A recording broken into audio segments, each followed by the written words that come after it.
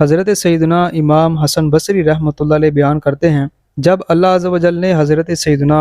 آدم علیہ السلام اور ان کی اولاد کو تخلیق فرمایا تو فرشتے عرض گزار ہوئے، مولا زمین ان کی گنجائش نہیں رکھتی۔ اللہ عز و جل نے ارشاد فرمایا، میں ان کے لیے موت پیدا کرنے والا ہوں۔ فرشتوں نے عرض کی، تب تو ان کے لیے زندگی بے رونق ہو جائے گی۔ اللہ کریم نے ارشاد فرمایا، میں امید کو پیدا کر دوں گا۔ حضرت سیدنا امام مجاہد رحمۃ اللہ علیہ فرماتے ہیں، جب حضرت آدم علیہ السلام زمین پر اتارے گئے تو رب عز و جل نے ان سے ارشاد فرمایا، ویران ہو جانے کے لیے تعمیر کرو اور فنا ہونے کے لیے جنتے رہو۔ حضرت سیدنا انس رضی اللہ تعالیٰ عنہ سے مروی ہے کہ اللہ عز و جل کے پیارے حبیب صلی اللہ علیہ وآلہ وسلم نے ارشاد فرمایا، تم میں سے کوئی شخص مصیبت آنے پر موت کی تمنا نہ کرے، اور اگر تمنا کرنی ہی ہو تو یوں کہے، اے اللہ عز و جل، جب تک میرے لیے زندگی بہتر ہے مجھے زندہ رکھ، اور جب میرے لیے موت بہتر ہو مجھے موت دے دینا۔ حضرت سیدنا ابو ہریرہ رضی اللہ تعالیٰ عنہ سے مروی ہے کہ نبی کریم صلی اللہ علیہ وآلہ وسلم نے ارشاد فرمایا، تم میں سے کوئی بھی موت کی تمنا نہ کرے اور نہ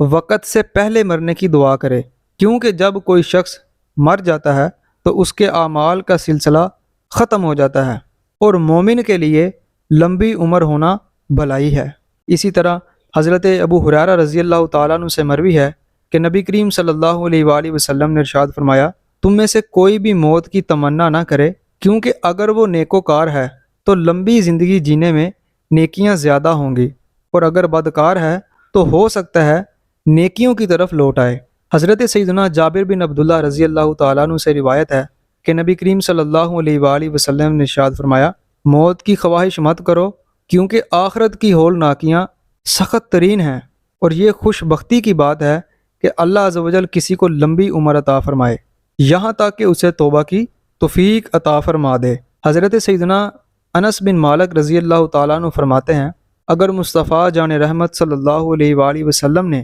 ہمیں موت کی تمنا کرنے سے منع نہ کیا ہوتا تو ہم ضرور موت کی تمنا کرتے۔ حضرت سیدنا قیس بن ابو حازم رضی اللہ تعالیٰ عنہ بیان کرتے ہیں، ہم حضرت سیدنا خباب رضی اللہ تعالیٰ عنہ کی عیادت کے لیے حاضر ہوئے، آپ کو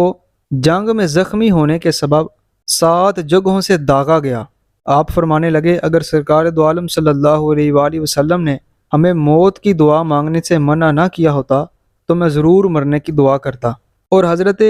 سیدنا امیر معاویہ رضی اللہ تعالیٰ عنہ کے آزاد کردہ غلام حضرت سیدنا قاسم رحمۃ اللہ علیہ روایت کرتے ہیں کہ حضرت سیدنا سعد بن ابی وقاص رضی اللہ تعالیٰ عنہ نے موت کی تمنا کی، جسے حضور نبی کریم صلی اللہ علیہ وآلہ وسلم سن رہے تھے۔ آپ نے ارشاد فرمایا، تم ہرگز موت کی تمنا نہ کرو، کیونکہ اگر تم جنتی ہو تو جینا بہتر ہے، اور اگر جہنمی ہو تو پھر اس کی طرف جلدی کیسی۔ اور حضرت سیدنا عبداللہ بن عباس رضی اللہ تعالیٰ عنہما سے مروی ہے کہ نبی کریم صلی اللہ علیہ وآلہ وسلم نے ارشاد فرمایا، تم میں سے کوئی بھی موت کی تمنا نہ کرے، کیونکہ وہ نہیں جانتا کہ اس نے اپنے لیے آگے کیا بھیج رکھا ہے۔ اور نبی کریم صلی اللہ علیہ وآلہ وسلم کی چچی ام الفضل بیان کرتی ہیں کہ آپ صلی اللہ علیہ وآلہ وسلم ہمارے ہاں تشریف لائے تو آپ کے چچا حضرت عباس رضی اللہ تعالیٰ عنہ نے بیماری کی تکلیف کی وجہ سے موت کی تمنا کی،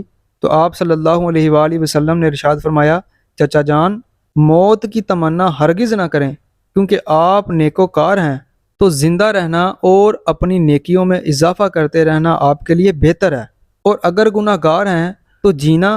اور نیکیوں کی طرف رجوع کر لینا بہتر ہے۔ الغرض موت کی تمنا ہرگز نہ کریں۔ اور حضرت سیدنا ابو ہریرہ رضی اللہ تعالیٰ عنہ سے مروی ہے کہ نبی کریم صلی اللہ علیہ وآلہ وسلم نے ارشاد فرمایا، تم میں سے کوئی بھی موت آنے سے پہلے اس کی تمنا نہ کرے اور نہ ہی اس کی دعا کرے، مگر یہ کہ اسے اپنے عمل پر بھروسہ ہو۔